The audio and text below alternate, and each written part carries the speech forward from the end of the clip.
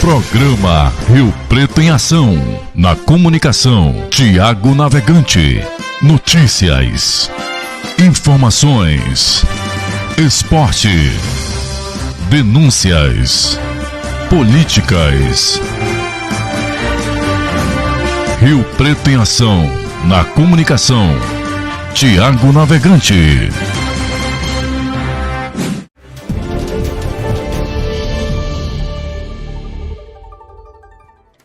Nesta quinta-feira, o dia começa com sol em boa parte da região norte do país, com exceção apenas ao norte do Pará e também Tocantins e partes do Amazonas, como Manaus e Belém, que o dia vai ficar nublado.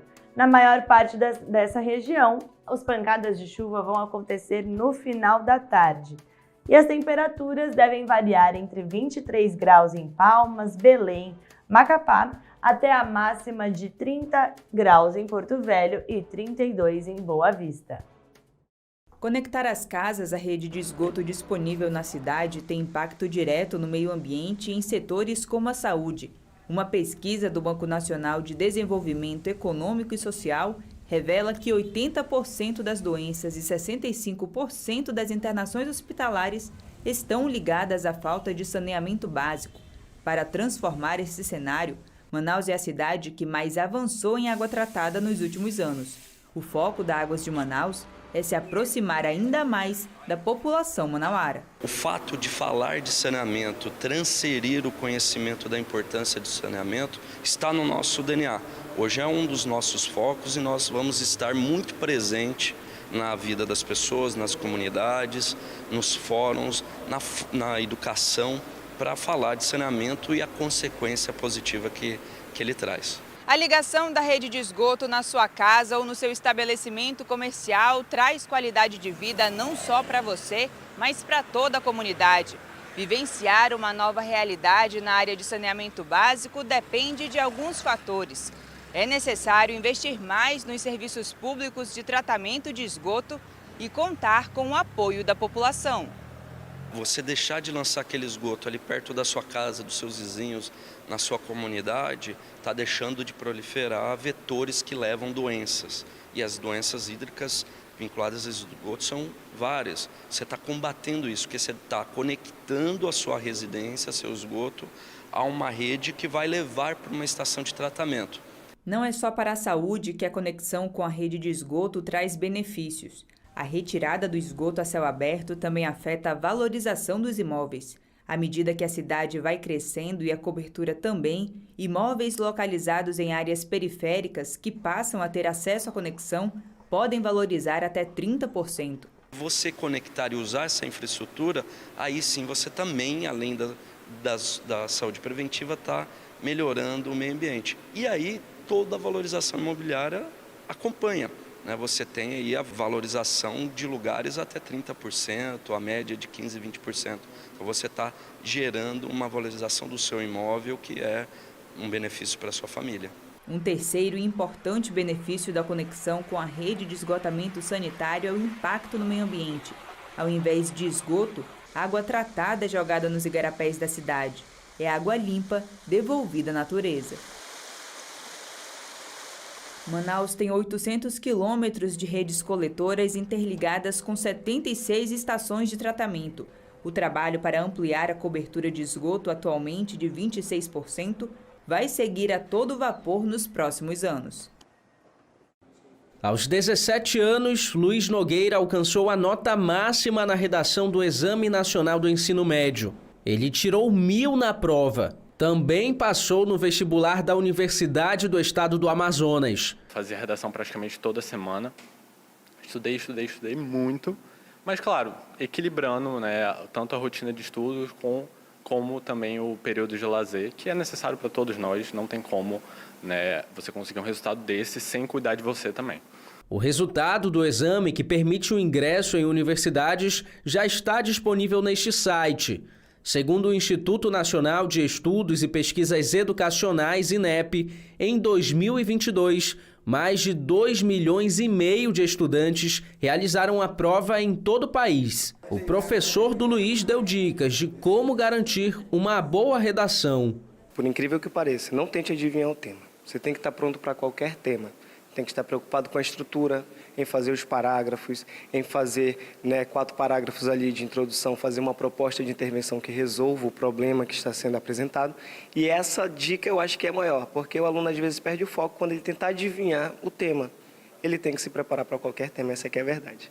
Foram 4 anos de dedicação para alcançar a nota. Luiz conciliou os estudos com um cursinho. Ele quer fazer faculdade de engenharia da computação. Não desistam, tá?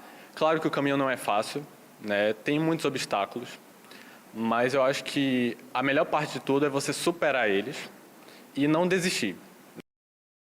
Cleuton de Lima Souza Leite, Leonardo Rafael Iturbe Gomes e Luiz Thalisson Costa Melo foram presos na tarde desta quinta-feira, suspeitos do envolvimento no latrocínio do agente de segurança Floro Castelo Branco de Alencar Neto, de 46 anos. O crime aconteceu na quarta-feira, no bairro Raiz, zona sul de Manaus. De acordo com o delegado Adriano Félix, titular da Delegacia Especializada em Roubos, Furtos e Defraudações, foram ouvidas as testemunhas do crime para chegar na prisão dos indivíduos. Com o apoio do cerco, tá? Gostaria de mencionar, o apoio do cerco foi primordial. De testemunhas, de vítimas, que foram vítimas de roubo, também foram primordial para a elucidação. E da motocicleta alugada, que estava sendo alugada por Leonardo, vulgo Veneza, o venezuelano, a gente conseguiu chegar nesses autores, tá? Segundo o delegado, Leonardo é apontado como condutor da motocicleta utilizada no crime. Luiz seria o autor dos disparos que vitimou Floro e Cleuton seria o dono da arma utilizada no crime. Uma das prisões aconteceu no bairro Petrópolis. Com um dos suspeitos, foram apreendidos celulares, uma mochila e uma arma 9mm. Cleuton, Leonardo e Luiz responderão por latrocínio e ficarão à disposição da justiça. Você vai ver agora uma amizade que parecia improvável. Um jovem e uma capivara. Essa dupla encantou o Brasil. Um rapaz do Amazonas adotou um animal recém-nascido e os dois nunca mais se desgrudaram. É verdade, Sérgio. Agora, você já imaginou, por exemplo, dormir toda noite agarradinho com uma capivara? Pois então, o Agenor faz isso. E a cada dia que passa, ele e a Filó conquistam mais e mais fãs. Um mergulho refrescante no rio. Primeiro, o rapaz. Depois, a capivara. Foi assim que essa parceria, digamos, diferentona, bombou na internet. E o mundo conheceu a linda amizade entre o Agenor e a Filó. O vídeo já foi visto mais de 65 milhões de vezes. É, isso mesmo. Nas redes sociais, a dupla compartilha o dia a dia. Os modelitos da Filó, as comidinhas. Até capim eles comem juntos. Você tá louco? Tem banho de espuma. E teve boatos que eu ainda estava na pior. Se isso é estar na pior, meu Deus, hein?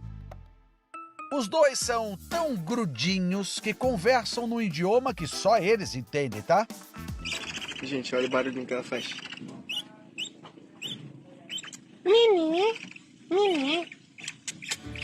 Para saber como essa amizade surpreendente começou, nossa equipe foi até a fazenda onde vivem Filó e Agenor. Estamos em Altazes, no Amazonas. Para chegar até a fazenda são 4 horas de barco. Isso quando o tempo ajuda, né? Fomos recebidos com chuva, mas com toda a simpatia da capivara que conquistou a internet. Bom dia, galerinha, tudo bem com vocês? Filó, me dá um bom dia aqui. O Agenor mora nessa casa flutuante na beira do rio. O rapaz tem 23 anos e trabalha com criação de gado. Aqui ele produz queijo e leite. E quando sobra um tempinho, ele faz o que mais gosta: dar um tibum com a Filó. Eita, que beleza! Eu acordo bem cedo pela manhã, brinco um pouco na cama com a Filó, né, minha capivarinha. Depois que eu levanto, gravo alguns stories para minhas redes sociais, né, e aí eu vou para a terra, pro curral, para ordenhar as vacas. A Filó sempre vai comigo, a gente tira leite junto, ela fica esperando eu tirar leite.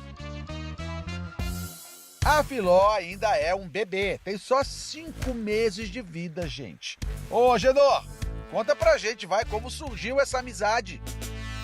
A mãe dela foi caçada por uma tribo indígena, né? Mora no Amazonas, então tem várias tribos aqui. E isso é comum na região, né? Eles se alimentarem de animais silvestres. Então eles caçaram a mãe dela e ela ficou sem a mãe. E agora é assim, aonde o Agenor vai, a Filó vai atrás.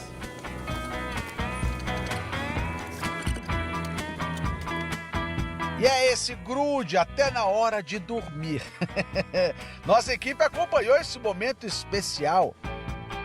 Ela não consegue ficar sozinha, ela sempre tem que estar acompanhada de alguém. A capivara é o maior roedor do mundo. Uma fêmea adulta pode pesar até 90 quilos. Por causa do desmatamento, elas se adaptaram à vida nas cidades. E é muito comum vê-las em beira de rios e lagos. Ou até pegando uma onda na praia. Dá para acreditar nisso? Apesar de não serem animais domésticos, elas adoram socializar, inclusive com outros animais. É por isso que as capivaras são os bichos mais, digamos, de boa do planeta. A Filó é a maior prova disso. Ela convive com outros bichos que moram na casa do Agenor, entre eles a papagaia rosa e o porquinho baby. Mas essa convivência exige cuidado, viu? Porque as capivaras são hospedeiras do carrapato estrela, transmissor da febre maculosa, uma doença grave que pode matar. No caso da Filó, o Agenor garante que não tem problema, porque ela é muito bem cuidada. Ela tem acompanhamento veterinário, ela toma os medicamentos certos para que isso não aconteça, porque ela não tem carrapato, tem todo o tratamento. A Filó toma banho todo dia. Mas e pra Filó, hein? Tem problema um animal silvestre ser criado como bichinho de estimação? Ela vive livre. Tem um horário que ela vai pra terra, se alimenta de grama, capim e volta pra casa. No caso dele é um caso muito específico e diferente, né? Muito diferente de uma pessoa retirar aquela capivara, no caso do habitat natural dela, e trazer para a cidade, para o apartamento ou para a casa da pessoa na cidade. Ali eles compartilham do mesmo ecossistema. Ele não tira ela do habitat natural, ela tem tudo que ela precisa ali para ter uma qualidade de vida, saúde, então ela não sofre nada com isso. Eles estão super bem juntos ali. Junto é pouco. Com esses dois aí, é amor que não acaba mais, não. Meu pai e minha mãe sempre ensinou a respeitar e amar os animais, então vem desde a infância. Uma amizade que abalou o Brasil e chama cada vez mais a atenção na internet. Só em uma rede, o Agenor já tem quase 1 milhão de seguidores. Como será que essa dupla tá lidando com essa fama repentina, hein? Eu acredito que eu vou aproveitar bastante para postar mais ainda, para que outras pessoas possam conhecer a nossa cultura, como a gente vive e tudo mais.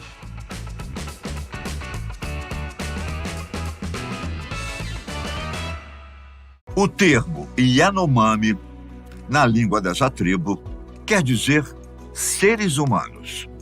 Para quem não sabe, os povos Yanomami são um grupo indígena que vive no norte da floresta amazônica, habitando a fronteira entre Brasil e Venezuela. A tribo, durante muito tempo, ficou isolada do resto do mundo.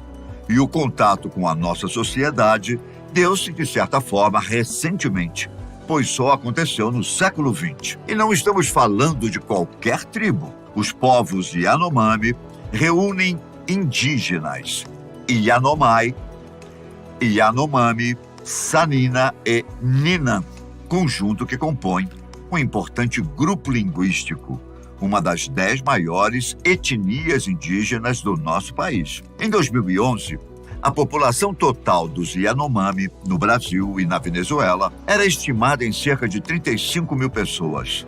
Segundo dados mais recentes, de 2014, existem aproximadamente 665 aldeias Yanomamis entre o Brasil e a Venezuela. No território brasileiro, apesar de os dados não serem tão consistentes, estima-se que existam cerca de 255 aldeias de população Yanomami. Os dados de 2019 da Secretaria Especial de Saúde Indígena, ligada ao Ministério da Saúde do Brasil, indicam que existem cerca de 28 mil indivíduos apenas no território brasileiro. Os povos Yanomami habitam o extremo norte do Brasil há centenas de anos.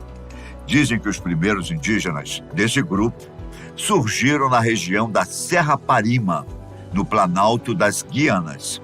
E desse lugar, a população cresceu e se espalhou para outras áreas a partir do século XIX, como consequência do avanço dos povos não indígenas na região. Como eu disse anteriormente, durante muito tempo, os povos Yanomami ficaram isolados da nossa sociedade. O contato se tornou mais comum na década de 1940, mas foi só na década de 1970, quando o governo brasileiro começou a abrir estradas na região para o extrativismo mineral e vegetal, que o contato com esse povo se tornou definitivo.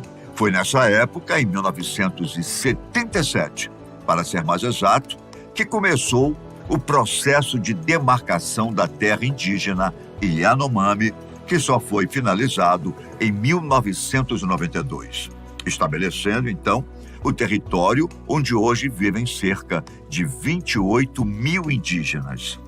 Institutos que estudaram esses povos afirmam que eles compõem uma sociedade de caçadores e agricultores, sendo que os homens são responsáveis pela caça e as mulheres ficam por conta do cultivo de vegetais e da coleta de outros alimentos, como nozes e mariscos.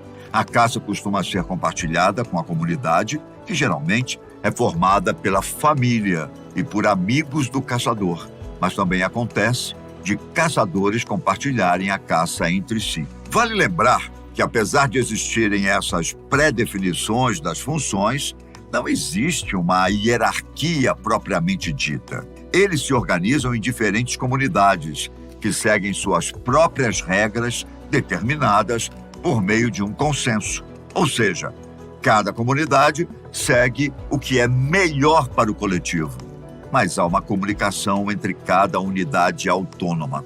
Os Yanomamis vivem em aldeias formadas por diversas casas, chamadas de malocas, que funcionam como habitação para os nativos. Eles também podem viver nas chamadas chapono, que são basicamente casas coletivas, onde vivem mais de um grupo familiar. E quanto à religião de uma tribo como os Yanomami, você saberia me dizer como é? A religião dessa tribo apresenta aspectos tradicionais de muitos outros povos indígenas da América do Sul, baseando-se principalmente no animismo, que envolve entidades não humanas que possuem uma essência espiritual, e no xamanismo, uma percepção religiosa que confere ao xamã a capacidade de entrar em transe e se conectar com o mundo espiritual. Esses povos interpretam que a floresta é um organismo vivo e cada um dos seus elementos, como as plantas, animais, montanhas e rios, possuem espíritos que desempenham a função de auxiliares dos Yanomami. O contato com esses espíritos e toda a intermediação de suas ações são feitos pelos pajés ou xamãs, como alguns preferem chamar. São os pajés que se comunicam com os espíritos para controlar os fenômenos da natureza e garantir uma boa relação com sua tribo, tornando-os extremamente importantes. A relação dos Yanomami com a floresta é algo incrível. Eles possuem conhecimentos avançados dos rios amazônicos e da flora local. As plantas, por exemplo, são utilizadas para diversas finalidades, que vão desde a medicina até a construção das casas e aldeias. Por isso, a presença desses povos está fortemente ligada à preservação da floresta. Dados de 2021 mostram que as áreas mais preservadas do Brasil foram as terras indígenas, ao menos segundo estudos com base em imagens de satélites e dados de inteligência artificial dos anos 1985 a 2020. A preocupação desses povos em proteger a floresta está diretamente ligada em como os Yanomamis se relacionam com a natureza. Para eles, a floresta é um presente que o Omama, uma entidade Yanomami, deu para os humanos para que vivessem de geração em geração. Por isso, a missão desses indígenas é cuidar da terra que foi passada de geração a geração, pois é essa cultura de cuidado que irá garantir a vida dos Yanomami e da floresta. Mas, às vezes, esse cuidado foge completamente do controle dos indígenas. Desde que fizeram contato com a nossa sociedade, o povo Yanomami teve que lidar com diversos impactos na natureza causados pelas ações de garimpeiros, madeireiros e agropecuaristas. Os dados mostram que no final da década de 80, milhares de pessoas se instalaram na região para desenvolver atividades econômicas, como o garimpo do ouro. Como consequência, somando aos impactos da caça e pesca ilegal, a vida das comunidades indígenas tem sido afetada pela ganância do ser humano. O garimpo prejudica a qualidade da água e do solo e espanta os animais que os indígenas caçam, causando quadros graves de desnutrição e mortes de dezenas de pessoas, incluindo crianças. Nos últimos anos, a situação de contaminação e fome já levou à morte 570 crianças, sendo que 505 tinham menos de 1 ano. Além disso, os Yanomami enfrentam surtos de malária, doença infecciosa transmitida por um mosquito contaminado por um protozoário. No ano de 2022, foram confirmados 11.530 casos de malária na região do Distrito Sanitário Especial Indígena Yanomami. As pessoas mais afetadas são os maiores de 50 anos, seguidas pelas faixas de 18 a 49 anos e de 5 a 11 anos. Ao que tudo indica, os indígenas do nosso país estão sendo dizimados desde que os portugueses chegaram por aqui. Para você ter uma ideia, a FUNAI afirma que em 1500 existiam 3 milhões de indígenas no Brasil. Em 1650, esse número caiu para 700 mil. E em 1957, chegou a 70 mil indígenas, número mais baixo registrado. Atualmente, os Yanomami enfrentam graves surtos de doenças e de desnutrição, além da inexistência de uma estrutura básica de saúde e segurança, sem falar na ausência de políticas públicas. O fato é que temos que cuidar dos povos originários da terra em que vivemos. Eles guardam um pouco da nossa história, das nossas origens e do nosso país. Sem eles, podemos dizer que o Brasil é uma terra sem identidade. Nos vemos em breve. Tchau. Em Manacapuru, o temporal fez estrago nesta terça-feira. Como ali no bairro São José, a árvore caiu no quintal de moradores. Moradores ficaram desesperados ali da Rua Amazonas. Também no centro da Princesinha dos Solimões, o temporal levou parte do telhado da escola ali no centro, ao lado da igreja matriz. Essa destruição da escola Castelo Branco, que fica aqui ao lado da nossa igreja matriz. Graças a Deus, o Senhor protegeu a nossa igreja matriz, aqui se encontra intacta, né? Tivemos a cobertura do lado centro que levantou, mas aqui nessa área o grande prejudicado que foi a escola Castelo Branco, que desabou boa parte da sua cobertura. Prepara mais lugar na mesa. Chama a família para contar histórias no sofá. Avisa em casa que a gente tá voltando. voltando para ser abrigo e cuidado, voltando para ser o seu lar. O governo que cuida de quem mais precisa voltou. E com ele, o Minha Casa Minha Vida, o maior programa habitacional do país. De volta para as famílias que mais precisam, brasileiros e brasileiras que estavam abandonados. É a volta do sonho, de poder dizer, essa casa é minha. E é muito mais. É a volta para unir obras e empregos, famílias e lares, país e desenvolvimento. É crescimento para a economia. O Minha Casa Minha Vida é um dos programas que mais geram empregos para o Brasil. É um dos instrumentos mais importantes para reduzir o déficit habitacional do país. E esse grande retorno vem acompanhado de novidades. O Minha Casa Minha Vida volta ainda melhor. Agora, famílias em situação de rua também serão atendidas pelo programa. Mais brasileiros serão beneficiados com as faixas de renda atualizadas e aumento do incentivo. Agora, as modalidades de locação social e moradia urbana usada também serão incluídas e os empreendimentos estarão mais bem localizados, mais próximos de comércios, serviços e equipamentos públicos. Por fora, casas com mais infraestrutura ao redor e por dentro, mais cuidado. As moradias irão contar com uma série de itens que vão garantir mais conforto. O Minha Casa Minha Vida voltou para retomar obras paradas. Até 2026, a meta é contratar 2 milhões de moradias. Voltou para a vida dos brasileiros em um novo momento de país. Se nós já tínhamos orgulho de ter construído esse programa, vamos ter ainda mais orgulho de reconstruir a esperança das nossas famílias. Minha Casa Minha Vida. Minha casa de volta para a minha vida. Brasil, União e Reconstrução. Governo Federal. Hoje é o Dia Internacional de Luta contra o Câncer Infantil. Felizmente, nos últimos anos, o país registra uma melhora nas taxas de cura.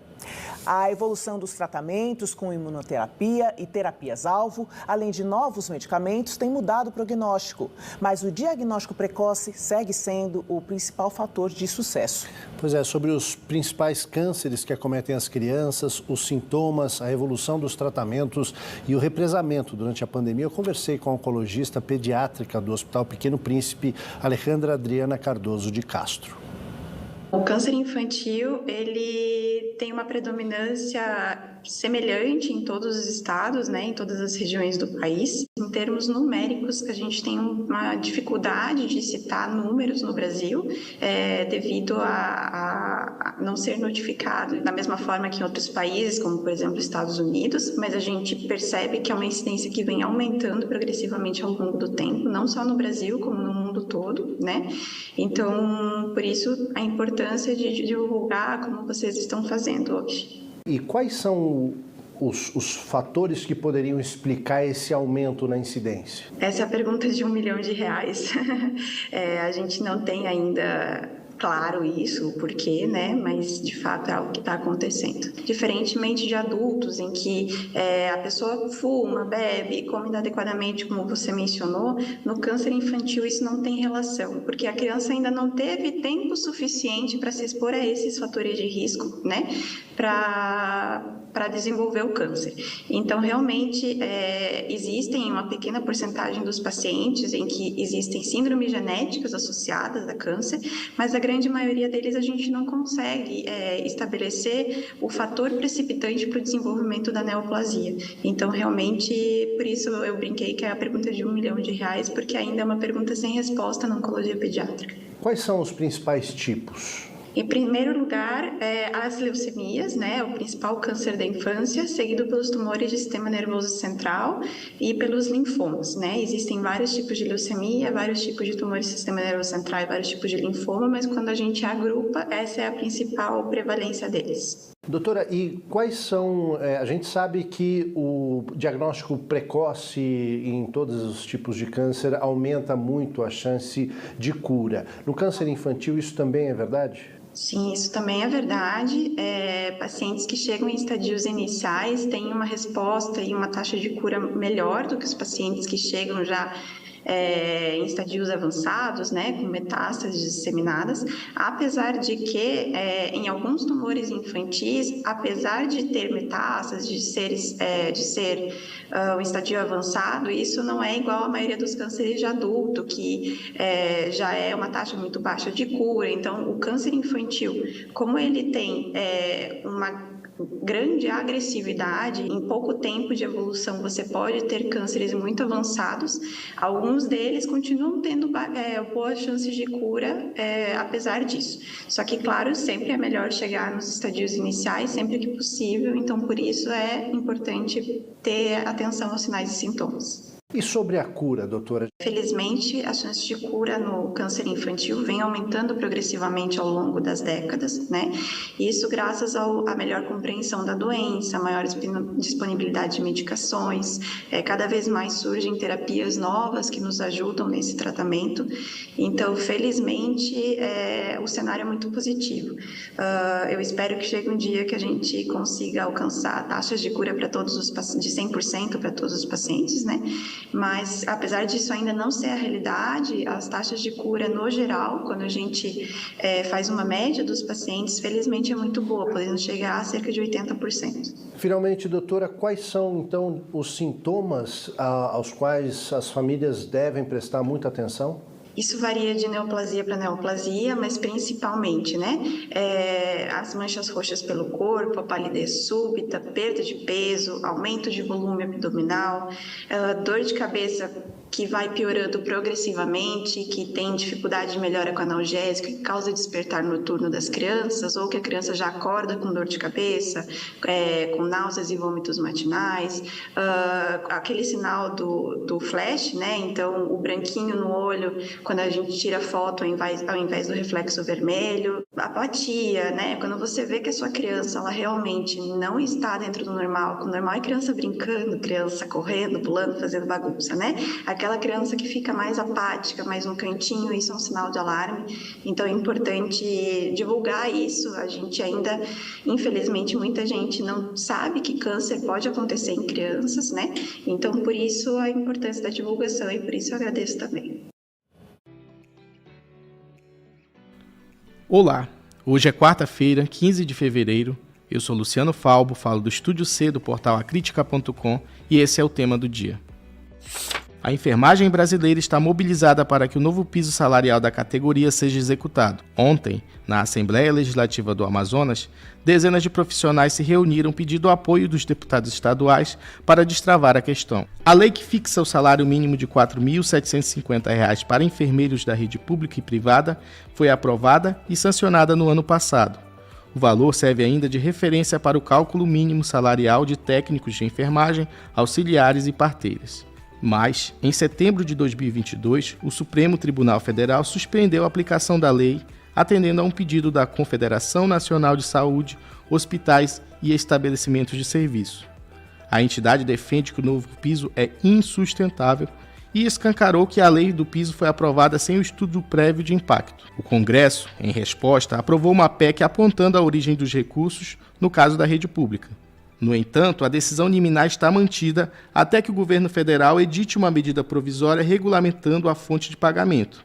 A Casa Civil e o Ministério da Saúde já estão avaliando o texto da minuta, que deve ser publicada até o próximo mês. No Amazonas, são 57 mil profissionais associados ao Conselho Regional de Enfermagem, com uma média de salarial de cerca de R$ 2.600, valor que hoje depende do acerto de convenção trabalhista. Na rede pública estadual, são 22 mil servidores de enfermagem atuando, de acordo com o Sindicato dos Servidores Públicos do Estado do Amazonas. Os salários brutos, conforme consulta ao portal da Transparência, variam de R$ 1.700 a R$ 4.000 para técnicos temporários e de R$ 4.000 a R$ 11.000 para os enfermeiros, a depender da área de atuação, sendo o maior valor para postos de chefia.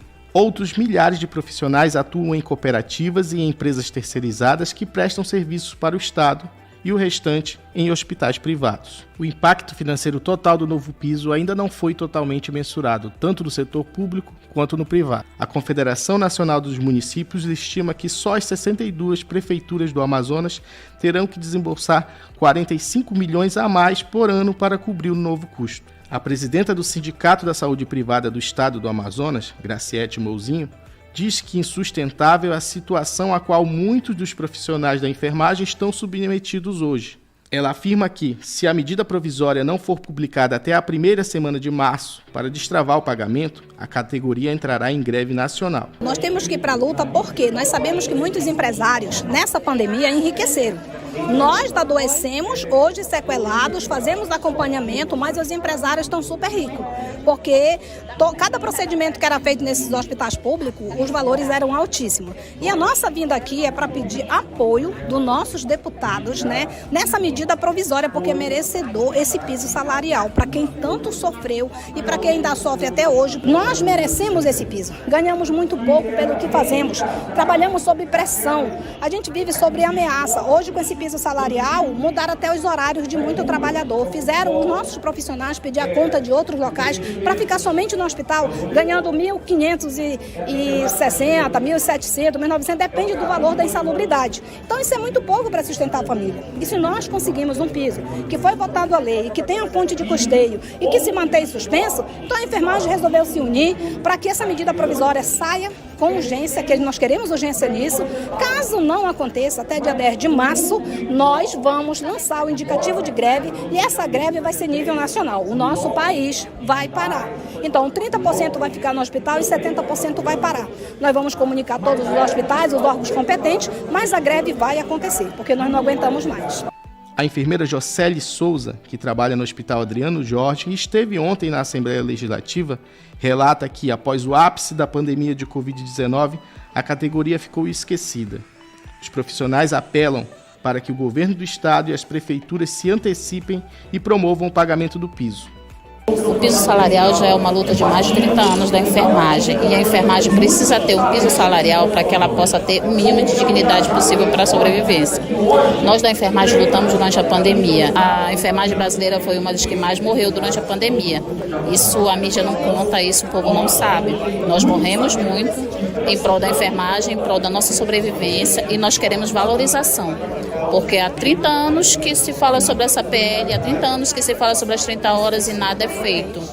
Né? Nós esperamos durante muitos anos e nada é feito para a melhoria da equipe de enfermagem. A equipe de enfermagem é que mais trabalha numa unidade hospitalar e é uma das categorias que menos ganha. Então isso é injusto, né? Nós não temos uma questão de saúde valorizada, nós não temos educação valorizada, nós estudamos muito e esse estudo ele não é valorizado pela sociedade e tampouco pelos nossos políticos.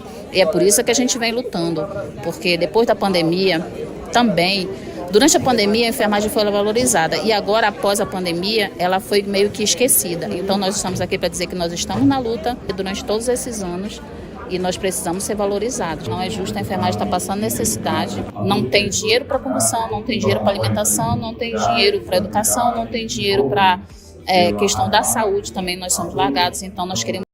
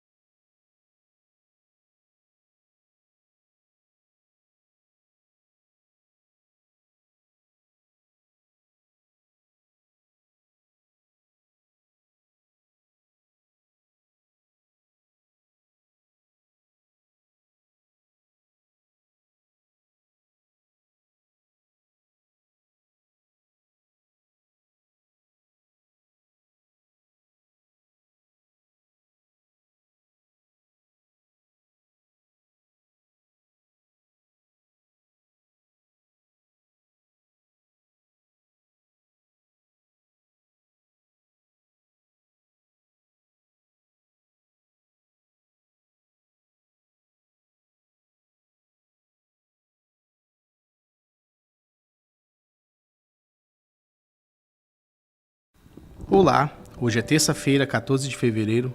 Eu sou Luciano Falbo, falo do Estúdio C do portal acritica.com e esse é o tema do dia. O ex-governador do Amazonas, Amazonino Mendes, morreu na manhã deste domingo, aos 83 anos de idade. Ele estava internado no Hospital Sírio-Libanês, aqui em São Paulo, desde o Natal. É com pesar que o sistema de comunicação Encontro das Águas vem informar o falecimento do governador amazonino Armando Mendes. Morreu ontem, aos 83 anos, o ex-governador do Amazonas, Amazonino Mendes. Ele estava internado no Hospital Sírio-Libanês, em São Paulo, desde o Natal. Ao longo de 40 anos, Amazonino Mendes foi o principal nome da política no Amazonas, com um legado reconhecido até pelos adversários mais ferrenhos. Polêmico e carismático, o nome dele ecoará por várias décadas nas entrelinhas do poder na Amazônia e nos corações do seu eleitorado cativo. 3 vezes prefeito de Manaus, governador do Amazonas por 4 mandatos e senador durante 2 anos, a verve política do Negão tem início ainda no movimento estudantil, durante o curso de Direito na UFAM, quando atuou contra a ditadura militar e foi filiado ao Partido Comunista Brasileiro. Já advogado formado e empresário, teve seu primeiro cargo no Executivo durante a reabertura democrática. Por indicação do então governador Gilberto Mestrinho, seu padrinho político, foi nomeado prefeito da capital amazonense em 1983. Após essa experiência, acumulou vitórias eleitorais expressivas e também teve derrotas importantes. Em todos os casos, sempre foi um ator relevante das eleições. A última delas foi no ano passado, quando, mesmo com a saúde já bastante debilitada, disputou o governo novamente e ficou em 3º lugar.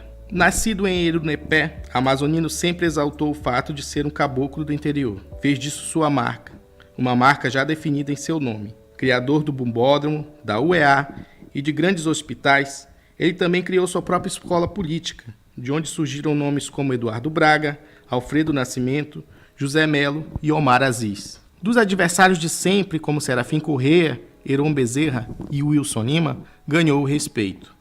Com outros, como Arthur Vigílio Neto, trocou o chumbo da disputa pelo afago da aliança. De todos, ganhou o reconhecimento pela trajetória construída no Amazonas. Trajetória essa que se encerrou no último domingo. Aos 83 anos de idade e enfrentando vários problemas de saúde, como intestinais, renais, cardíacos e diabetes, Amazonino Armando Mendes faleceu de uma pneumonia no Hospital Sírio-Libanês em São Paulo, onde estava internado desde o início do ano. O senador Eduardo Braga, que foi vice-prefeito de Amazonino nos anos 90 e que disputou eleições contra ele em 2006 e 2017, ressalta algumas das realizações do ex-governador. Heron Bezerra, que foi deputado de oposição quando Amazonino foi governador entre 94 e 2002, relembra a experiência. O Amazonino tinha um estilo muito próprio de trabalhar, que era desmontar a estrutura do Estado para dificultar a fiscalização. Vou traduzir em português. Praticamente, todo ano ele mudava a estrutura do Estado. Mudava nome de secretaria, deslocava o orçamento, e isso dificultava muito o nosso controle, que eu particularmente fazia, que era monitorar a aplicação do recurso público. Evidentemente, por isso eu sempre fiz oposição dura e pesada a ele. Nunca de natureza pessoal, sempre de natureza política ou ideológica. Toda vez que ele mandou alguma mensagem relevante para a Assembleia de natureza pública, eu votei, inclusive, a favor, como é, por exemplo, a criação da UEA. O senador Omar Aziz destaca que o amazonino tinha uma conexão com o povo e visão de futuro. Estava além do tempo, né? Porque ele tinha uma visão espetacular. Nós aprendemos muito com ele com isso. Pra você ter uma ideia, ele olhou uma festa que tinha em Parintins e jogou para o mundo. Não é qualquer uma pessoa que tinha... A festa já existia há muito tempo, mas ele deu construiu lá um palco específico para isso, que eu tive a oportunidade de reformar em 2013 como governador. O Amazonino, quando caiu o muro, foi desfeita a União Soviética, ele pegou músicos ucranianos, músicos búlgaros e trouxe para Manaus para criar a Filarmônica do Amazonas e ensinar os nossos jovens. Um dos primeiros cursos que a UEA teve foram cursos dessa área de música, e hoje tem muita gente que toca violino, violão e outros instrumentos graças ao ensinamento que essas pessoas que ele trouxe para cá. Ele, quando reformou a Vila Olímpica, mandou trazer os técnicos cubanos, o atletismo aqui, para dar o alto rendimento. Essa convivência de 40 anos com o Amazonino, eu conheci o Amazonino com 42, 43 anos, eu era jovem também, tinha 20 e poucos anos. A gente teve, nesses 40 e poucos anos de amizade, a grande maior parte juntos, né? Juntos em eleições. Tivemos separado também, democraticamente, que a democracia é isso. É por respeito, mas foi um homem, além de ter sido um grande líder político. O ex-governador José Melo relembra com carinho do aliado e amigo de quase meio século. Ele governou o Estado em momentos difíceis e conseguiu equilibrar o Estado, conseguiu dar ao Estado do Amazonas a estrutura do meio social que não tinha, né? Eram poucas as escolas, eram poucos os hospitais. O Amazonas era conhecido como o local onde tinha um teatro. O amazonino mudou esse contexto, né? Ele não só construiu mais de 80% das escolas que existem no Amazonas, mais de 78% dos hospitais que existem no Amazonas, mas ele também, com a Universidade Estadual do Amazonas, ele deu uma outra cara, se assim a gente pode chamar, na educação do Amazonas. O corpo de Amazonino Mendes permanece em São Paulo, onde será embalsamado. A família ainda não decidiu como será o sepultamento e se haverá ou não velório. O governador do Amazonas, Wilson Lima, informou que colocou o governo à disposição para a realização de um funeral com honras de Estado. Esse foi o tema do dia. Podcast diário sobre a principal reportagem do jornal A Crítica. Disponível no Spotify, YouTube, Amazon Music e Deezer. Até a próxima. Roteiro e apresentação, Luciano Falbo. Operação, Felipe Guimarães e Pedro Coelho. Edição, Pedro Coelho. Produção, Vitor Figueira, Letícia Araújo e Larissa Martins. Apoio, Redação de A Crítica. Coordenação do Estúdio C, Malu Dácio. Direção de conteúdo, Aruana Brianese.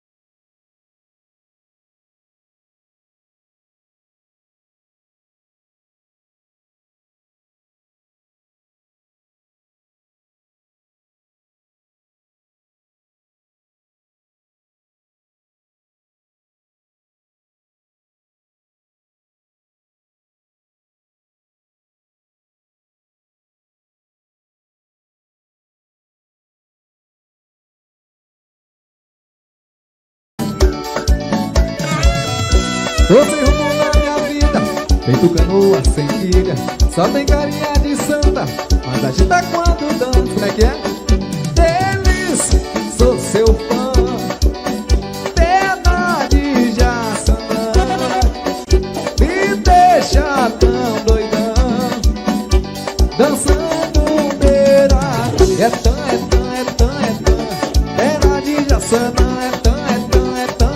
vai, Bernardinho Santa, que é tão,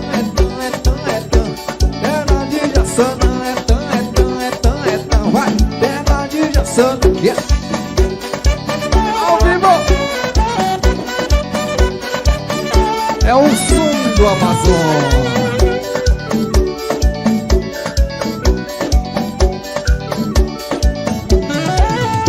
Tô sem rumo na minha vida, feito canoa sem pilha.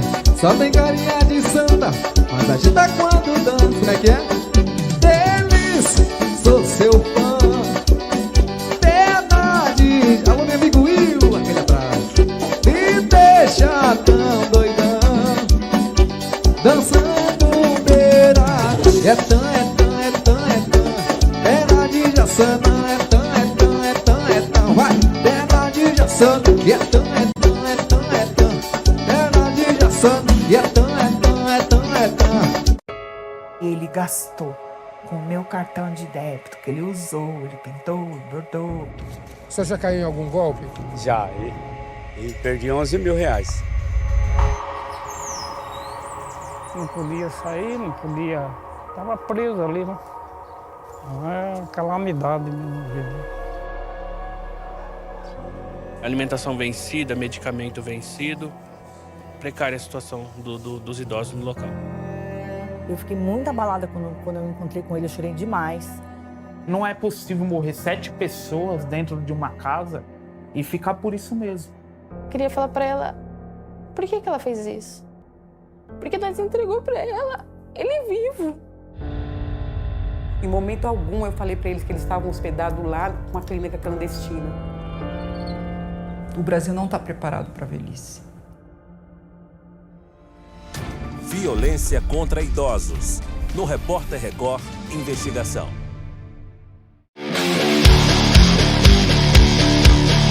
Estamos na Djalma Batista, nós temos uma drenagem profunda que está comprometida porque tem um tubo ármico de mais de 25 anos de idade. O prefeito Davi Almeida determinou que entrássemos de forma rápida, aproveitando o feriado do carnaval. A equipe da CEMIP está aqui, estamos com 4 escavadeiras, 40 caçambas, mais de 100 homens trabalhando nessa obra para entregar de 15 a 20 dias a Djalma Batista 100% trafegável novamente. Sabemos que essa via é uma via importante, mas a gestão do prefeito Davi não pega os problemas e joga para depois. É uma gestão que resolve os problemas ou trabalha para resolver.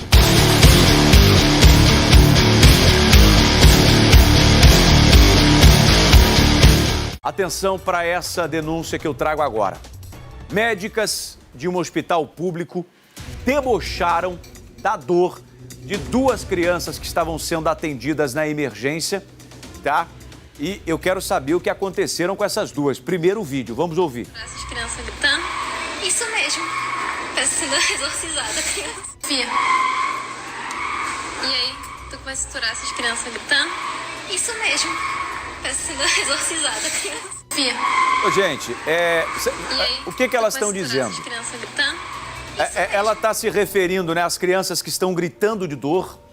Né? Ainda não sei em qual quadro clínico estavam essas crianças. E elas estão fazendo chacota, estão zombando. Eu vou chamar agora meu amigo Marcelo Bezerra, da TV Norte Amazonas, que mais uma vez volta ao Primeiro Impacto para fazer essa denúncia grave. Marcelo, já há uma resposta por parte das autoridades, por parte do corpo diretivo desta unidade de saúde, sobre o que vão fazer com essas 2 médicas. Bom dia, meu amigo. Muito bom dia, Dalisson. Bom dia a todos que acompanham o Primeiro Impacto aqui na tela do SBT. Sim, já teve uma resposta, com certeza, da Prefeitura do município de Maués, no interior do Amazonas, onde aparece aí no vídeo essas 2 médicas zombando de crianças gritando dentro da unidade hospitalar. Olha que absurdo, né? Essas crianças, Dalisson, elas foram atingidas por uma descarga elétrica de um raio, né? Essas 2 crianças, elas foram levadas para a unidade hospitalar dali do município, né? Para receber o atendimento médico. E aí, só que o choro dessas crianças parece que estava incomodando essas 2 profissionais de saúde. A informação foi confirmada pela Prefeitura do município por meio de nota desta quarta-feira. Nas imagens, a médica aparece zombando dos gritos das crianças após serem atingida por esse raio, como eu disse. O caso aconteceu no Hospital Raimunda Francisca Dinelli, daquele município. A médica que está gravando o vídeo filma e a amiga pergunta: e aí, tu vai saturar essas crianças gritando? A amiga vira no vídeo arrumando o cabelo e diz: vou mesmo, parece que estão sendo exorcizadas. Aí o caso gerou grande repercussão no município e em todo o estado do Amazonas, nas redes sociais. A prefeitura do município informou, Dalisson, que imediata a exoneração das profissionais de saúde envolvidas no caso. A administração municipal de Maués veio, por meio de nota, reiterar que preza por uma saúde pública, bem como repudia qualquer postura antiética, desumana de profissionais de saúde. Informa também a nota que todas essas profissionais foram afastadas e lamenta pelo episódio. Agora, Dalisson, a gente trouxe um caso há 2 semanas atrás daqui do município de Manacapuru, onde estagiárias, alunas técnicas de enfermagem, que gravaram um vídeo dentro da unidade hospitalar aqui de Manacapuru, né, que repercutiu dentro da unidade. Ela diz assim: tem pacientes morrendo dentro da unidade. É lamentável, é uma bestialidade, como você sempre fala. Eu volto com você ao estúdio. Vamos colocar, inclusive, o vídeo aí das 2 estagiárias. Quem não viu, vai ver pela primeira vez. Quem já viu, vê de novo, ó. Estão tudo mexendo no celular. Aqui no roteador do essa aqui é uma boa internet. Ela tem. Ela tem internet só para WhatsApp, eu também. Uma boa internet da... Elas falam os pacientes morrendo, né? E as amiguinhas aqui assistindo vídeos nos celulares. Eu vou falar uma coisa, o seguinte. Saiu um estudo recente, eu não vou poder dizer com precisão, né, o percentual de médicos por habitantes. Eu sei que o estado de São Paulo é o 3º estado que tem o maior número de médicos por pessoas, né? Por moradores, por população. Se eu não me engano, Rio de Janeiro e Distrito Federal são os 2 primeiros. E os estados do Norte e o Nordeste são os estados em que tem o menor percentual de médicos por população. E os que têm, infelizmente, estão tratando a população desse jeito. Você não tem médico, né? E os médicos que têm disponíveis não querem atender a população. E quando atendem de maneira desumana. O que a gente viu agora? Na semana passada, o próprio Marcelo trouxe essas imagens de estagiárias, tá? Da enfermagem. Estudantes estão aprendendo a cuidar das pessoas e quando se formarem vão fazer um juramento perante a sociedade. E o juramento dos médicos, de enfermeiros, dos responsáveis pela saúde, são os mais sérios porque lidam com a vida das pessoas. E são jovens que estão indo para o mercado de trabalho pensando só no dinheiro. Debocham, riem da saúde da população. E as 2 médicas jovens, provavelmente recém-formadas, ganhando bem, recebendo um dinheiro que sai do seu bolso. Você, que mora no estado do Amazonas, estão tratando dessa maneira. Tem que não só exonerar, tem que caçar o diploma dessas pessoas. Sabe por quê? Porque não vão mudar o comportamento. Não vão mudar o comportamento. Infelizmente, eu não acredito. Nenhum dos 2 casos. Tem que exonerar e tem que caçar o diploma. Você quer voltar a estudar? Volta do zero na faculdade. 5 anos e depois você vai fazer a residência como manda o figurino. E aí sim, quem sabe se você tiver aprendido a lição, talvez com 35, 40 anos, tenha amadurecido, entendido o valor de uma vida, você pode voltar ao mercado de trabalho para ganhar o dinheiro que você tanto sonhou. Estamos cansados de pessoas de olho apenas no patrimônio e esquecem da vida. A coisa mais importante não é o dinheiro para quem resolve seguir essa profissão, é o cuidado com a vida. Imagina se fosse o seu pai, imagina se fosse a sua mãe ou o seu filho gritando, gemendo de dor e você ouvir sair da boca de uma médica que era para estar lá cuidando, né? Essas palavras. Lamentável que seja feita alguma coisa mais do que apenas a exoneração. Obrigado, meu amigo Marcelo. Parabéns mais uma vez por ir atrás de assuntos tão importantes e de relevância nacional. Isso aí serve para qualquer profissional da saúde em qualquer região do Brasil. Governador do Amazonas por 4 vezes, Amazonino Mendes marcou a história do maior estado da região norte. O político morreu no último domingo, aos 83 anos de idade, no Hospital Sírio-Libanês, em São Paulo. Esse analista político relembra pontos importantes da trajetória de Amazonino. O governador amazonino ele teve uma vida pública longeva. Se pegar das lutas de movimento estudantil dele, dá mais de 50 anos. É bom lembrar que ele foi preso pela ditadura militar, ainda enquanto estudante, né? Posteriormente, desde a década de 80, ele tem cargos públicos importantes. Eu diria que é o único brasileiro que foi 3 vezes prefeito de uma capital e 4 vezes governador, sem contar que ainda ocupou um cargo no Senado, né? Então, esse percurso dele, eu diria que a médio prazo é quase que inalcançável. O político concorreu sua última eleição em 2022 pelo Partido Cidadania e teve 335 mil votos, ficando em terceiro lugar no primeiro turno. Ao longo dos vários mandatos à frente do Executivo estadual e municipal, ele fez grandes obras no estado e formou outras personalidades políticas. Eu diria que cria de amazonino, estou usando um termo forte, você pode pegar aí Eduardo Braga, Omar Aziz, Valdernei Avelino, José Melo, Alfredo Nascimento, todos eles deputados, governadores, prefeitos e outras pessoas que sempre tiveram o amazonino como norte, né? Como norte de execuções. E junto com ele veio, eu diria, avanços culturais. Nós tivemos o Bumbódromo do Parintins, nós tivemos a Orquestra Amazonas Filarmônica, o Liceu Cláudio Santoro, a própria UEA, enfim, são legados importantes que acho que vão marcar o nome dele na história do Amazonas. Mesmo com as contribuições, Elcio Ribeiro destaca que a passagem de amazonino pela administração pública também deixou problemas a serem resolvidos. Alguém que governou 4 vezes o Amazonas, claro que tem contribuições, né?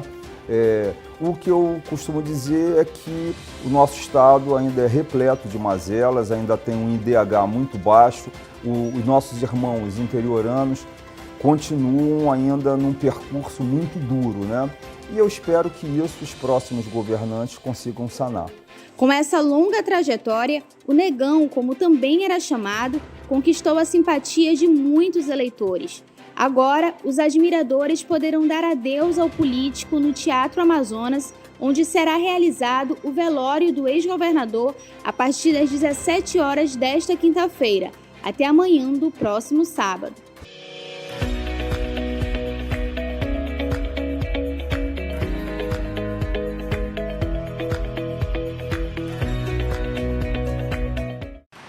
Olá para você que nos acompanha aqui pelas redes sociais do Portal AM1. Eu sou Juliana Batista e nesse momento nós entramos com o Giro de Notícias para te trazer informações nesta quarta-feira aqui em Manaus.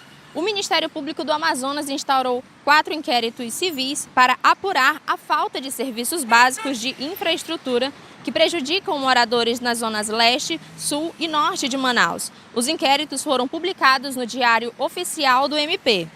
E a FEComércio do Amazonas divulgou o horário de funcionamento do comércio varejista e atacadista de Manaus na semana do Carnaval.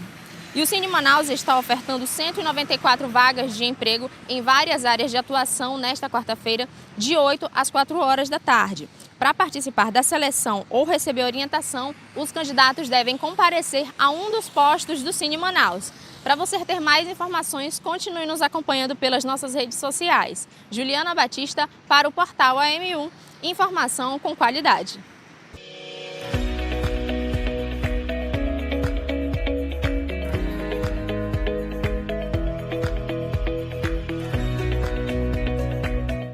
Amazonino Mendes era filho de Armando de Souza Mendes e Francisca Gomes Mendes, formado em Direito pela Universidade Federal do Amazonas. Foi casado com Tarsila Prado de Negreiros Mendes, que morreu em 2015, com quem teve 3 filhos. Fez carreira no Departamento de Estradas e Rodagem do Amazonas entre as décadas de 1970 e 80. Em 1983, assumiu a Prefeitura de Manaus, indicado no ano anterior por Gilberto Mestrinho. Regularizou invasões e urbanizou bairros, alguns deles com mais de 30 anos, e pavimentou mais de 600 ruas. Criou o projeto Meu Filho, voltado para as crianças em situação de risco, o projeto Espiral e Restaurante do Pequeno Trabalhador, entre outros. Foi eleito governador em 1986. Em 1988, ordenou a construção do Centro Cultural de Parintins, mais conhecido como Bumbódromo, com capacidade para 35 mil pessoas, sendo utilizado como escola nos outros períodos do ano. Em Manaus, urbanizou vários bairros, ajudou a implantar outros como Multirão, bairro Armando Mendes e construiu dezenas de casas populares. Em seu governo foram construídos os conjuntos Renato Souza Pinto e Oswaldo Frota, bem como de vários núcleos residenciais, ampliando o conjunto Cidade Nova. É de sua administração também a restauração do Teatro Amazonas e do Reservatório do Mocó. Também implantou um programa de combate à fome, fornecendo cestas básicas a milhares de famílias carentes. Em 1990, foi eleito senador da República. Foi novamente prefeito de Manaus de 1993 a 94, quando promoveu uma revitalização dos pontos turísticos e das avenidas da cidade, construindo os 2 primeiros viadutos e várias áreas de lazer. Urbanizou diversos bairros nesse período e encerrou o ano de 93 com a inauguração do complexo da Praia da Ponta Negra, além de implantar o SOS Manaus, o primeiro serviço de resgate de emergência pública. Em 1994, deixou a prefeitura para assumir o segundo mandato de governador, tendo sido eleito em primeiro turno. Em sua nova gestão, lançou o 3º ciclo, incentivando a agricultura em larga escala na região sul do estado. Em Manaus, construiu o pronto-socorro João Lúcio com o pronto-socorro infantil anexo, os CAICs, os CAIMs e reformou e ampliou o Hospital Adriano Jorge. Em 1996, criou um bairro e um hospital para homenagear sua mãe, Francisca Mendes. Na área da educação, destaca-se a implantação da Universidade do Estado do Amazonas, que deu oportunidade não somente aos jovens de Manaus, mas também aos do interior do estado. Foi reeleito governador do estado do Amazonas de 1999 a 2002. Foi derrotado por Serafim Corrêa na eleição para a Prefeitura de Manaus no ano de 2004 e em 2006. Tentou a eleição pela 4ª vez a governador do Amazonas pelo PFL e foi derrotado pelo governador reeleito Eduardo Braga no primeiro turno. Candidatou-se a prefeito de Manaus em 2008, mas foi criticado pela OAB e Ministério Público do Estado do Amazonas, pois estaria respondendo a processos de crime da Lei de Licitações, crimes contra o Sistema Financeiro Nacional e crimes contra a ordem tributária. Liderou a apuração no primeiro turno, disputando com Serafim Corrêa o segundo turno, saindo vitorioso. Em 2009, criou o programa Bolsa Universidade. Foi eleito governador do Amazonas em 2016 nas eleições suplementares, sendo apoiado pelo prefeito Arthur Virgílio, vencendo o segundo turno contra o ex-governador Eduardo Braga. Em 2020, Amazonino se candidatou à Prefeitura de Manaus pelo Podemos, mas perdeu para Davi Almeida. Em 12 de fevereiro de 2023, faleceu aos 83 anos no Hospital Sírio-Libanês, em São Paulo, onde estava internado desde 25 de dezembro de 2022 devido a uma inflamação no intestino grosso e uma pneumonia. Amazonino Mendes já havia sido internado em novembro de 2022 com uma crise de diverticulite, mas voltou a ser internado em 25 de dezembro devido a problemas respiratórios.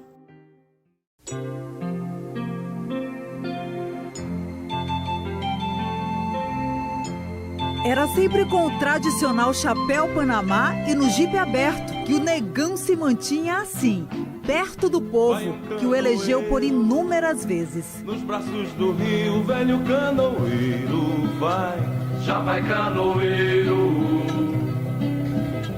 Homem que não sonha, ele não alcança nada. Tudo começa pelo sonho. O caboclo de Erunepé já nasceu com o nome ligado ao estado pelo qual dedicou a vida.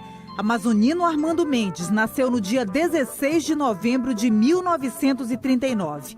Advogado, empresário, um dos políticos mais experientes do Brasil, que fez história no Amazonas. Podem dizer o que quiserem, caminho com meus pés, esses pés que pisam onde o pobre pisa. Iniciou a carreira política na década de 80. Foi 3 vezes prefeito de Manaus, também senador da República e 4 vezes governador do Amazonas. Amazonino, caboclo de raça e de fé. É o prefeito que a gente quer. Planejando noite e dia, para os problemas resolver. É o homem que trabalha pra valer. Deixou um grande legado social com programas como Farmácia Gratuita, o Leite do Meu Filho e o Cartão Direito à Vida, para atender famílias em vulnerabilidade. Na gestão de Amazonino também teve transporte público com acesso a pessoas com deficiência. Foi um político de grandes obras, construiu 3 complexos viários em Manaus. Essas 3 intervenções, junto com as 2 que eu fiz antes, eu fiz na Constantino Neri e vocês sabem que eu fiz também na Djalma. Nós vamos resolver esta calha aqui, a gente resolve o problema do estrangulamento do trânsito. Além do Parque Cidade da Criança, a Vila Olímpica e a Ponta Negra, um dos principais cartões postais da capital amazonense. O terceiro ciclo foi um dos maiores programas de produção rural do estado. A Cigás, Companhia de Gás do Amazonas, também é criação de Amazonino. Grandes programas habitacionais foram criados na administração dele, em diversos bairros, especialmente na Zona Norte. Na educação, a principal marca de Amazonino foi a UEA, a Universidade do Estado do Amazonas, que ultrapassou as fronteiras da capital, chegando a mais de 50 municípios do interior, inclusive com teleaulas, que leva a educação à distância. O Bolsa Universidade foi ele também quem criou. O fardamento escolar nas escolas públicas com aquele famoso Conga Azul também foi marca de Amazonino. Estou de volta. O mesmo negão que esteve sempre a seu lado. Nos momentos mais difíceis, seja como governador ou prefeito. Estou de volta. Sem mágoa ou rancor. Na saúde, Amazonino também fez história. Implantou o SOS Manaus, com ambulâncias para atender a população em situação de emergência. Programa que inspirou a criação do SAMU pelo governo federal. Além de policlínicas e dos maiores hospitais do Amazonas, todos construídos por ele. Trabalho pro Amazonino, meu irmão. Para atender as crianças, foram 10 CAICs, os Centros de Atenção Integral à Criança e Adolescente, e mais 9 CAIMs, os Centros de Atenção à Melhor Idade para atender os idosos. Olha, de todas as obras de saúde, as que mais me comovem, exatamente essas, os CAICs, né? O ritmo que contagia o Amazonas está no maior festival folclórico do mundo, o Festival de Parintins. E sabe onde acontece essa grande festa? No Bumbódromo de Parintins, construído por Amazonino Mendes. As ruas pavimentadas, agora é 14, e com muita iluminação. Vote no Amazonino, meu irmão. Ai, quem não lembra da abelhinha, hein? Com o chapeuzinho de operária e o A cravado no peito, símbolo de Amazonino, que representa trabalho.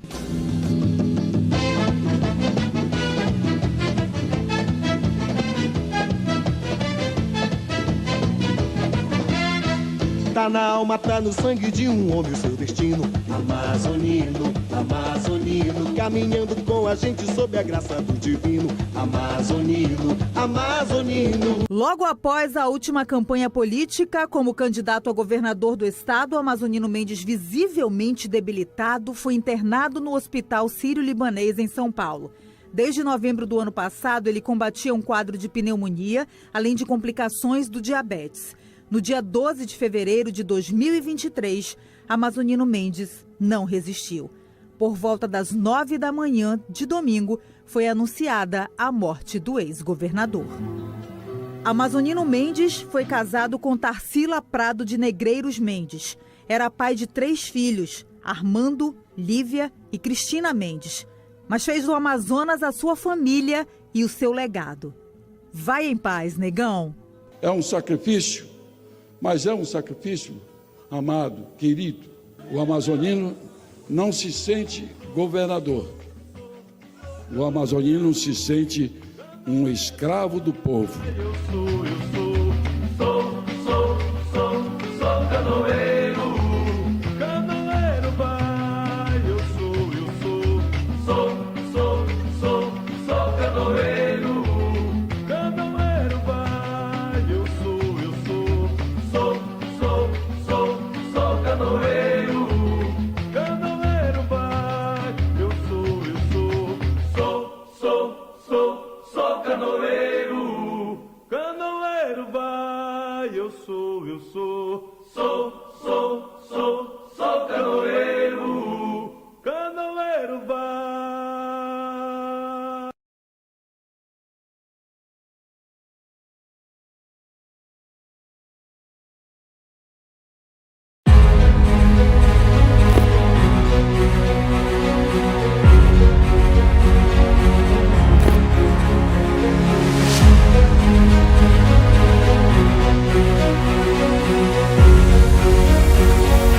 E o portal ITV CM7 Brasil sai da cidade de Manaus e chega à Princesinha dos Solimões. Nós estamos falando de Manacapuru, terra das cirandas. Meus amigos, há cerca de um ano nós estivemos nesta mesma cidade, em uma recepção nada agradável. Pode. Eu não quero.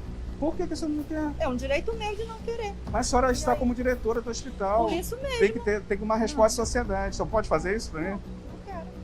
Por quê? Pode parar de filmar. Só tá com medo? Medo de quê? Então, eu então não responde pra autorizo filmar. Opa, calma.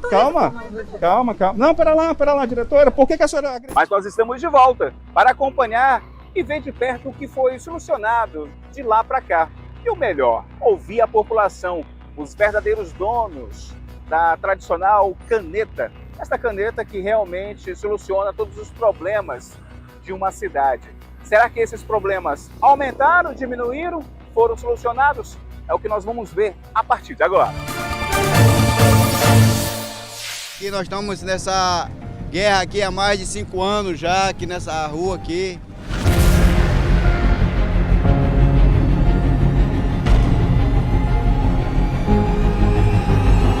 Se você acha que os problemas só existem na cidade de Manaus, está muito enganado. Nós estamos em um dos principais bairros aqui do município de Manacapuru, que fica na região metropolitana da cidade de Manaus. Por aqui, a realidade é esta. Seja moto, carros de passeio, pedestres, todos eles enfrentam a dificuldade de que é passar por aqui. Agora, muitos estão perguntando para onde foram os investimentos que foram destinados para o saneamento básico aqui da Princesinha dos Solimões. Será que o gato comeu? Será que tu pode dar uma carona para mim aí? Só se for de rabetinha, de motorzinho de polpa aqui, porque o negócio tá feio aqui, meu querido. Olha, tá feio aqui, nós estamos nessa guerra aqui há mais de 5 anos já, aqui nessa rua aqui, né, pedindo socorro das nossas autoridades aí. Olha aqui, nossos vereadores de Manacapuru, dá uma olhada por nós aqui, dá uma fiscalizada aqui nessa rua aqui. Seu prefeito, meu querido, dá uma ajuda aqui pra nós, meu querido. Senhor prefeito, dê um jeito de imediato, as ruas da cidade estão cheias de buracos, todos os dias A vergonha em poder público não faz nada, vem olhar, mas não faz nada, só promessa. Já vieram muitas vezes aqui, mas não faz nada. Temos a política, o prefeito esteve aqui, andou na lama, mas não tem coragem de asfaltar. Tá aí, ó, situação nossa aí, ó. Ainda não viu nada, quando dá mais um tempo mais chuva, você vai ver aqui, ó. Dá pra andar até de canoa aqui dentro. Senhor prefeito, não dá mais pra suportar, pelas ruas da cidade tem buraco pra danar. Para chegar aqui na entrada da cidade, tem que ser de uma forma um pouco mais segura, né? Porque qualquer coisa a gente pode cair por aqui. Meu irmão, me diga uma coisa, para passar por aqui só fazendo malabarismo, né? Só fazendo malabarismo mesmo, mano. Agora, tanto recurso que veio para cá, por que não asfaltaram isso aqui? Ah, porque o prefeito é ladrão. Meu irmão, para não cair aqui fica complicado, né? Muito complicado, já faz tempo aqui, mais de 7 anos você perder aqui, mano, entendeu? Tá feio, bora botar para rodar, que é para asfaltar. Quando é verão a gente passa bem aqui numa boa, mas quando chove fica alagado assim desse jeito. Agora, quantos anos o senhor tem? Tenho 60 anos. Com 60 anos de idade, o senhor não poderia estar andando umas ruas um pouco mais civilizadas? Com certeza, né? Com certeza. É para isso que nós colocamos o prefeito aqui na cidade, né? Para olhar por nós. Mas olha a situação.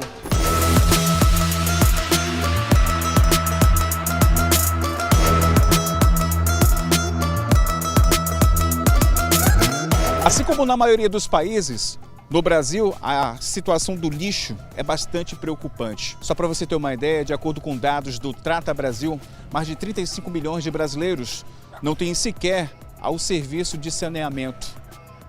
E a situação aqui em Manacapuru piora cada vez mais. Nós estamos no principal lixão, o aterro sanitário aqui da cidade, que fica a 2 quilômetros da área urbana.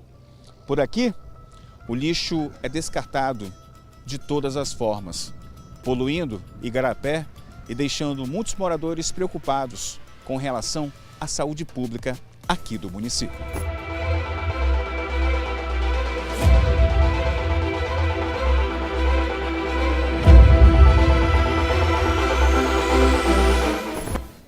Se você acha que a situação do lixo e do saneamento básico são os únicos problemas aqui do município de Manacapuru, você está muito enganado.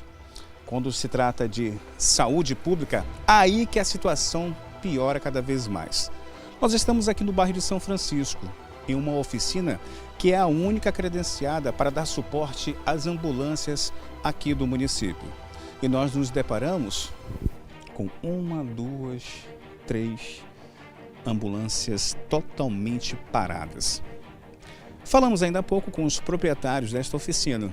Eles preferiram não gravar a entrevista, mas disseram que essas ambulâncias estão há meses paradas aqui. Perguntamos o motivo e eles responderam: falta de recursos para a saúde pública.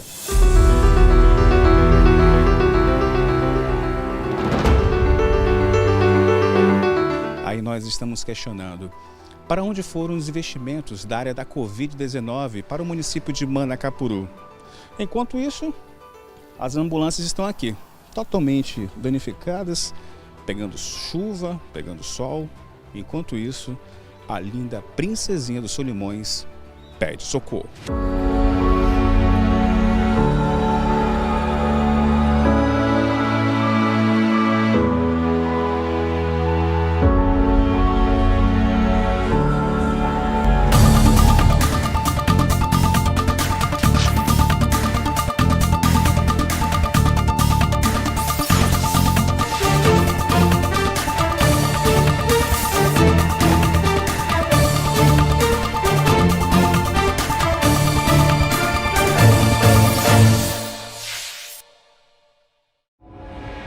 Monstros do Rio.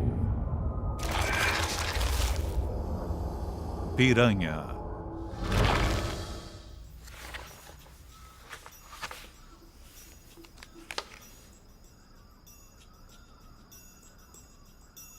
Consegui encontrar uma matéria de jornal dos anos 70 que descreve a mesma história da qual me lembro, na qual alguns dos passageiros foram devorados por piranhas. A matéria diz que no dia 14 de novembro de 1976, o ônibus ia de Manaus para a cidade de Itacoatiara, uma viagem de cerca de 5 horas.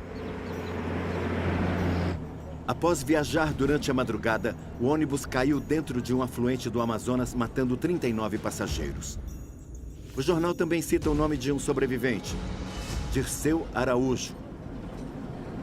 Consegui localizá-lo e vou descobrir o que ele se lembra daquele dia fatídico. Já que isso pode me ajudar a decidir se a piranha é culpada ou inocente da acusação. Dirceu me conta que estava sentado na parte de trás do ônibus. E como o restante dos passageiros, ele passou a maior parte da viagem dormindo. A bordo do ônibus naquele dia estavam várias famílias, 2 estudantes chamados Alex e Ivan e também vários outros homens e mulheres voltando para suas casas em Itacoatiara. Não muito antes do acidente, o ônibus passou por uma vala e Dirceu acordou. Ele me conta que isso pode ter salvado sua vida. Então aqui é o lugar onde aconteceu o acidente? Nós viemos lá e caímos aqui. Muito bem, então foi neste exato local que o acidente aconteceu. O ônibus desceu por aqui e entrou no rio.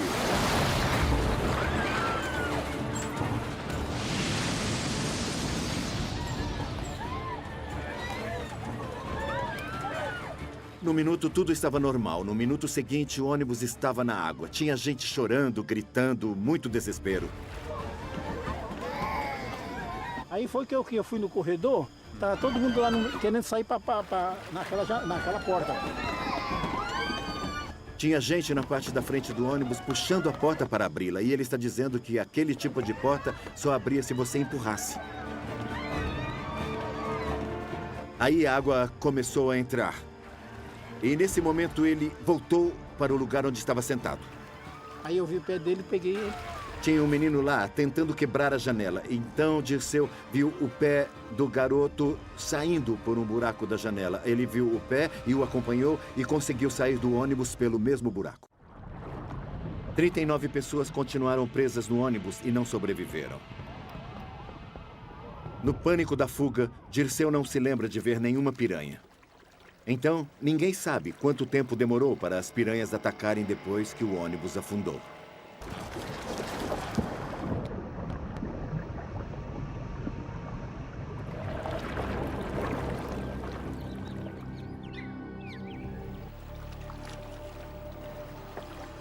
O impacto que as piranhas têm no corpo humano é nítido e pode ser chocante para alguns espectadores.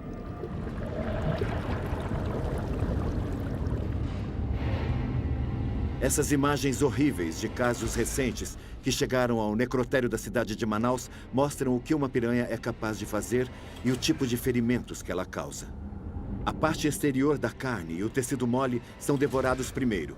E foi exatamente isso que Dora de Barbosa testemunhou ao chegar ao local conforme os corpos eram retirados do ônibus.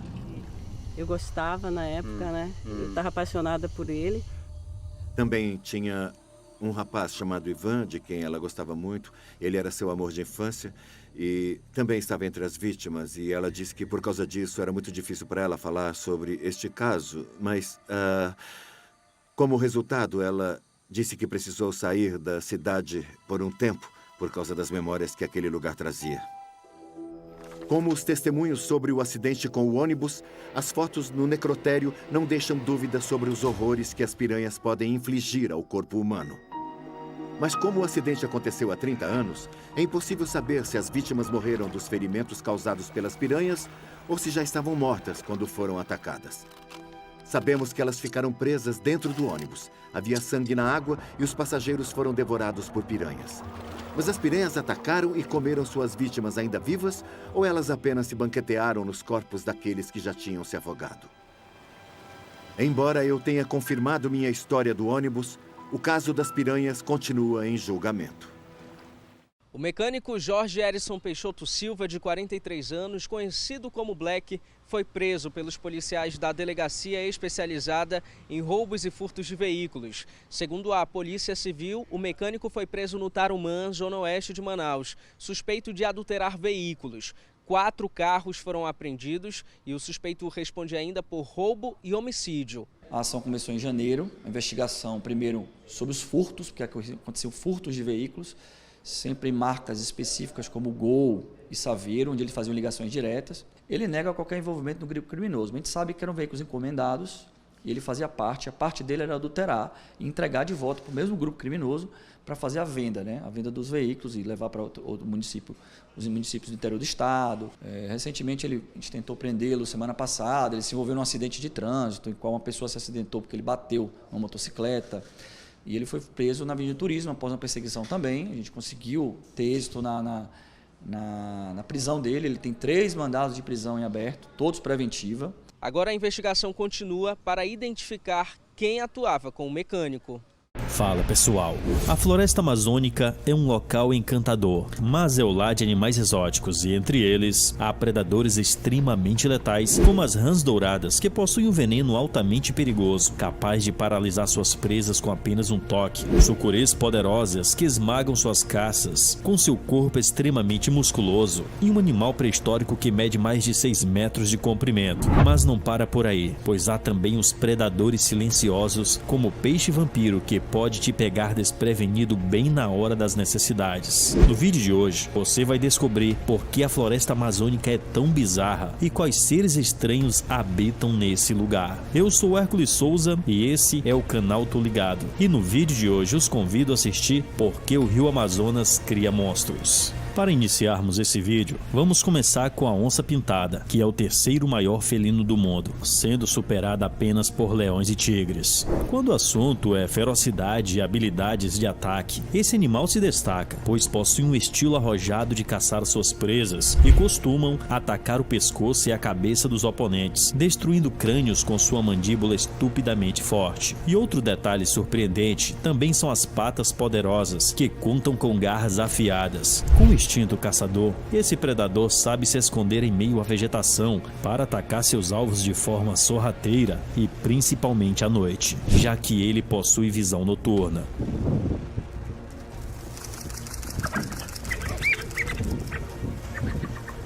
Mas por que esse felino é tão voraz? A resposta é simples. A Amazônia cria verdadeiros monstros com seu ecossistema perfeito para a proliferação da vida. E a onça-pintada é só mais um dos muitos animais que reinam por aqui. E uma coisa interessante é que, por ser o maior rio do mundo em volume de água e também extensão, a maior parte desta vasta área está rodeada de selva e rios com um clima perfeito para o bioma local. No entanto, esse paraíso natural possui um lado obscuro. E a lista dos predadores que evoluem diariamente nesse ambiente tão rico é enorme. O local, por exemplo, é a casa da maior e mais forte serpente do mundo, a sucuri. Costumeiramente, a sucuri chega a medir 6 metros e deve ser muito assustador cruzar o caminho de um animal tão monstruoso, pois uma serpente desse tamanho facilmente acabaria com a vida de uma onça. Agora, imagine de meros humanos como nós. Bom, não é à toa que tais serpentes são predadoras temidas na selva, pois com seu corpo musculoso, elas são capazes de aniquilar outros predadores, como os jacarés açus. A sucuri usa seus músculos para constringir e imobilizar os alvos, deixando-os sem ar e à mercê da terrível cobra, que ao fim irá devorá-los por inteiro. Mas as serpentes gigantes não são as únicas a serem temidas nesse território, pois a floresta também abriga algumas espécies mais venenosas do mundo, capazes de acabar com animais de 1 tonelada apenas com uma mordida. Como já podemos perceber, meu amigo, a Amazônia reúne infinitas formas de vida, sendo responsável por abrigar cerca de 10% de todas as espécies conhecidas pela ciência. E assim, pesquisadores continuam encontrando, ano a ano, mais espécies antes desconhecidas. E uma coisa que faz com que esse lugar esconda tantos animais bizarros é exatamente seu clima, que não é só propício para animais de grande porte, pois bactérias e patógenos se proliferam com abundância no local, pois o clima quente e úmido é perfeito para essas formas de vida. E ao andar pela floresta, um turista está sujeito a sofrer lesões que podem levá-lo a contrair uma infecção perigosa se não houver um tratamento adequado. A essa altura, você já deve ter se dado conta que não é só os animais gigantes da Amazônia que representam perigo, pois os pequenos também são extremamente letais e por mais que alguns cheguem até parecer indefesos, eles não são. E esse é o caso dessa simpática rã dourada, que apesar de uma beleza de encher os olhos, carrega um veneno que é extremamente letal, pois 1 miligrama de sua toxina pode exterminar 2 elefantes africanos, e é por isso que os animais da floresta evitam até se aproximar desse anfíbio. É realmente incrível pensar que qualquer animal existente na Amazônia pode ser perigoso. Vejamos só as formigas que estão inseridas no nosso dia a dia, mas na floresta, essa espécie pode lhe causar um verdadeiro problema. Por exemplo, a formiga cabo-verde possui uma mordida que causa uma dor intensa, sendo descrita como andar sobre brasas ou com um prego de 10 centímetros enferrujado em seu calcanhar. Meu amigo, a toxina liberada não é capaz de ceifar a vida de quem for atingido, mas sem dúvida fará o indivíduo sofrer intensamente. E outra coisa de causar medo é que essas formigas não são só capazes de causar picadas altamente dolorosas, pois na Amazônia elas são excelentes caçadoras e em grupo são capazes de fazer um animal enorme desaparecer em questão de minutos. Se assim como eu, você também pensa que os animais pequenos são os que mais dão medo, pois saiba que o carandiru, ou peixe vampiro, vive em rios e pode entrar na uretra de seres humanos no momento em que vão urinar na água. E ao entrar dentro do indivíduo, ele só pode ser retirado com procedimento cirúrgico. Assustador, não é mesmo? Então, pense bem antes de sair urinando dentro de rios amazônicos, pois o perigo por lá é minúsculo. Mas não para por aí, pois ainda nos rios temos um peixe mundialmente conhecido por sua voracidade, a piranha, um peixe carnívoro muito feroz. E um cardume desses indivíduos leva apenas 15 minutos para devorar um boi inteiro, pois com sua mandíbula extremamente afiada e forte, elas não deixam nada para trás.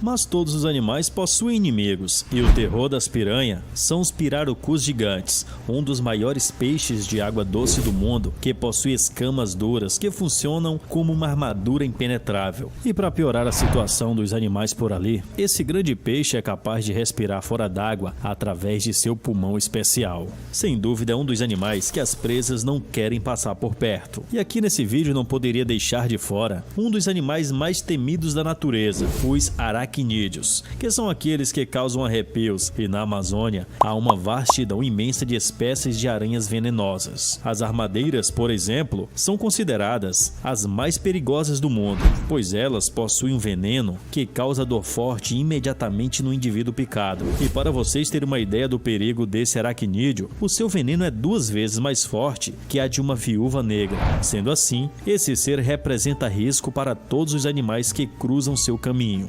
Pessoal, das águas do rio Amazonas saem todos os tipos de seres, e alguns chegam a se parecer com alienígenas. E esse é o caso das arraias de água doce, que apesar de dóceis, possuem um ferrão repleto de toxinas que, a depender de onde atinja seu oponente, com certeza o levará a óbito. Essa é a prova que nenhum animal na Amazônia está desarmado. E as espécies estranhas que vivem nas regiões alagadas não param por aí, pois as enguias, por exemplo, descarregam correntes elétricas ao serem tocadas por possíveis predadores. E essa descarga é tão forte que chega a ser 5 vezes mais potente que o choque de uma tomada residencial. Então já fica o aprendizado. No caso de um dia encontrar uma enguia por aí, é melhor passar bem longe.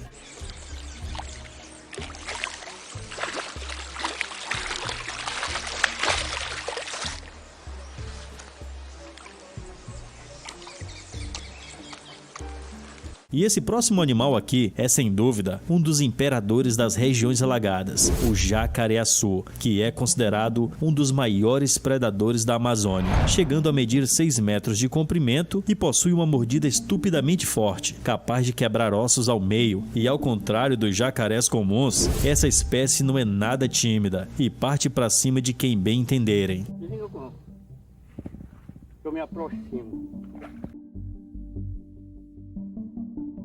Meu amigo, a Amazônia é tão vasta que ainda nos dias de hoje há tribos indígenas que vivem completamente isoladas em meio a tantos animais perigosos, sem o contato com a vida civilizada das grandes metrópoles, e ao observá-los de longe, eles parecem que vivem muito bem. E como podemos descobrir, a Amazônia abriga os mais diversos tipos de seres, seja no solo, nas águas ou nos ares. Sempre é um predador à espreita esperando uma presa distraída para fazer uma boquinha. Esse foi mais um vídeo do Tô Ligado. E se você chegou até aqui, compartilha no grupo de sua família. Valeu e um forte abraço.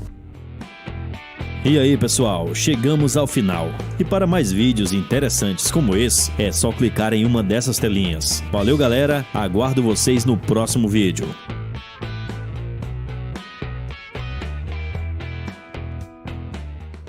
A vacina bivalente da Pfizer combate a Covid-19 e a variante Ômicron. A aplicação em grupos prioritários ocorre após a Secretaria Municipal de Saúde receber 50 mil doses. Seu Juvenal recomenda a vacina. Aos 70 anos recebeu a primeira dose da bivalente. Todo mundo que precisar tomar a vacina, né? Por causa que é bom para todo mundo, né? É importante. É muito importante e eu estou na 5ª dose hoje. Inicialmente, a oferta é para grupos prioritários. 7 grupos prioritários neste primeiro momento, incluindo aí idosos a partir de 60 anos, pessoas imunocomprometidas, né, quilombolas, ribeirinhos, pessoas internadas no Instituto de Longa Permanência, exemplo, o Dr. Thomas, Moacir Alves, e a partir de 12 anos. Em Manaus, a oferta de vacinas ocorre em 55 unidades de saúde. Quem pertence ao grupo prioritário deve aguardar um intervalo de 4 meses para receber a bivalente. A Covid é uma doença viral e, portanto, ela sofre mutações. Automaticamente, a vacina também tem que acompanhar essas mutações e a bivalente passa a imunizar contra a Ômicron, que é a variante que hoje é predominante.